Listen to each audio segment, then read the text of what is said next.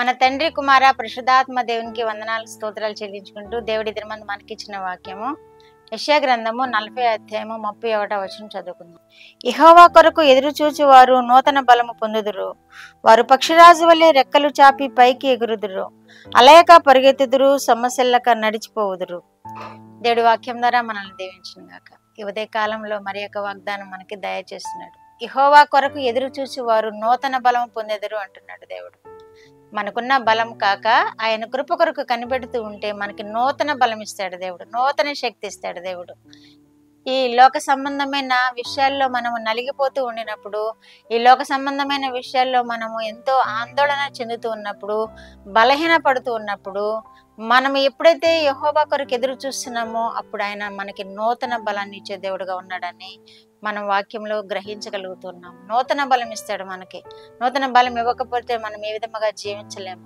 నూతన శక్తి ఇవ్వకపోతే మనం ఈ విధముగా రోజు రోజుకి మన ఆయుష్ తరుగుతూ ఉంటుంది, మన శరీరం బలహీన పడుతూ ఉంటుంది, మనము రోజు రోజుకి మన శక్తి తగ్గిపోతూ ఉంటుంది. కాబట్టి యెహోవా కొరకు ఎదురు చూసినట్లయితే వారు నూతన బలం పొందుకుంటారు అంటున్నాడు దేవుడు. వయసును బట్టి కానీ, దినాలు గడుస్తున్న దాన్ని బట్టి కానీ మన శక్తి తగ్గిపోవచ్చు, బలం తగ్గిపోవచ్చు, మన పరిస్థితుల్లో మనము అన్ని సమకూర్చుకోలేకపోవచ్చు. కానీ యెహోవా కొరకు మనం ఎదురు చూచినప్పుడు, యెహోవా కొరకు మనం కనిపెట్టినప్పుడు ఆయన నూతన బలం ఇస్తాడు. ఏదైనా కావలసిన బలం ఆ దినమందు మనకి ఇస్తాడు. బలహీనతల్లో నెమ్మది కలుగు చేస్తాడు, బలహీనతల్లో స్వస్థనిస్తాడు, బలహీనతల్లో మనల్ని ఆదుకుంటాడు. నూతన బలం ఇస్తాడు దేవుడు మనకి.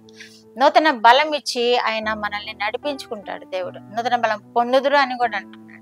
వారు పక్షిరాజు వలె రెక్కలు చాపి పైకి ఎగురుదురు. ఎంత శక్తినిస్తాడనమాట దేవుడు. పక్షిరాజు వలె రెక్కలు చాపి పైకి ఎగురుదురు అంటున్నాడు.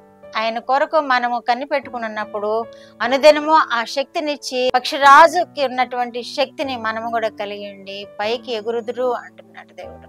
కాబట్టి మనము దేవుని మీద ఆనుకుందాము, దేవుని యొక్క బలమును ఆశ్రయిద్దాము, దేవుని యొక్క శక్తిని ఆశ్రయిద్దాము. మన శక్తిని ఆధారం చేసుకుంటే మనం ఏ పని చేయలేము ఈ లోకంలో. మన బలమును ఆధారం చేసుకుంటే ఈ లోకంలో ఏ పని మనం సాధించలేము. మన జ్ఞానాన్ని ఆధారం చేసుకుంటే దేవునితో లేకుండా మనం దేనిని జయించలేము. యెహోవా మీద ఆనుకోవాలి, యెహోవా కొరకు కనిపెట్టుకోవాలి. అప్పుడే నూతన బలం పొందుకుంటాము. పక్షిరాజు రెక్కల వల్లే పైకి ఎగురుతాము. ఎగరటం అంటే రెక్కలు కట్టుకుని పైకి ఎగరటం కాదు, అంత శక్తితో ఏ పనైనా చేయగలుగుతాం. పక్షిరాజు రెక్కల వల్లే పైకి ఎగురుతాడంటే అంత శక్తి, పక్షిరాజుకుండే శక్తి మనం పొందుకొని మనము ఏ పనైనా సాధించగలుగుతాం. ఎప్పుడంటే దేవునితో మనము ఆనుకొని ఉన్నప్పుడు, దేవుని కొరకు ఎదురు చూస్తున్నప్పుడు. అలా పరిగెత్తుదురు, సమస్యలక సాగిపోదురు అంటున్నాడు. మనము ఈ లోకంలో ఎన్నో సమస్యలతో అలసిపోతూ ఉంటాము. కానీ దేవుని కొరకు ఎదురు చూస్తూ మన జీవితం గడిపినప్పుడు ఏ అలసట మనకి ఉండదు అని వాక్యం తెలియజేస్తుంది. అలయక పరిగెత్తుదురు, సమస్యలక నడిచిపోవుదురు అంటున్నాడు. సమస్యలను మనం ఎంత దూరం వెళ్ళినా కానీ ఆయన మనకు తోడుగా ఉంటే, మన జీవితకాలం అంతయు ఆయన మనకి తోడుని మనము పొందుకుంటూ ఉంటే మనకు అలుపు ఉండదు, సమస్యలే పరిస్థితి రాదు. బలం నానాటికి బలాభివృద్ధి పొందుకుని దేవుని కృపలో వర్ధిల్లుతామని ఈ వాక్యం ద్వారా మనకి దేవుడు తెలియజేస్తున్నాడు. కాబట్టి మనం ఆయన్ని ఆధారం చేసుకుందాం. యెహోవా కొరకు ఎదురు చూద్దాం. యెహోవా కొరకు ఎదురు చూచి వారి కొరకు ఈ వాక్యాలు ఇస్తున్నాడు దేవుడు.